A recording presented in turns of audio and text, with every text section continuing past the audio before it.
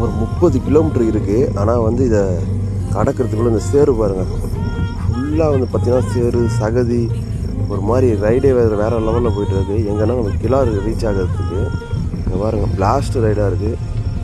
Full தண்ணிங்க. இதுவும் வந்து பார்த்திங்கன்னா அந்த மழை பெஞ்சிருச்சு, இன்றைக்கி நைட்டு பெஞ்ச மழை. இங்கே வந்து பார்த்திங்கன்னா எப்போ வந்து மழை பெய்யுதுன்னு தெரியல. நம்ம மழை அங்கே பாருங்க மாட்டிக்கிட்டு இருக்காரு. அதுவும் கொஞ்சம் ஏறி லெஃப்ட்டில் போகிற மாதிரி அந்த வழியாக தான் போகிற மாதிரி இருக்குது. இந்த தண்ணியிலையுமே எவ்வளோ ஆழம் இருக்குன்னு தெரியாது. ரோடு எங்கே பள்ளம் நம்ம இறப்போம். அது வந்து பார்த்திங்கன்னா என்ன பைக்லன்னா ஒரு 3 பேர் தெலுங்கானா ரைடர்ஸ் சொல்லியிருந்தேன். அந்த மாதிரி அவங்க 2 பேர் நான் ஒருத்தன். மொத்தம் 3 பேர் தான் இப்போ ரைடு பண்ணிக்கிட்டு இருக்கோம். கிளாறுலேருந்து மணாலி வரைக்கும் அவங்க போகிறோன்னு சொன்னாங்க. ஸோ மணாலி வரைக்கும் கம்பெனி தருவாங்க. அதுக்கப்புறம் நம்ம எப்படி போக போகிறோன்னு தெரியல. நான் மணாலியிலேருந்து எத்தனை டேஸ் தங்க போகிறோன்னு தெரியல. அதை பொறுத்து தான் எப்படி ரைட் பண்ணுறாங்க அப்படின்ட்டு 3 பேரும் எப்படி போக போகிறோன்ட்டு.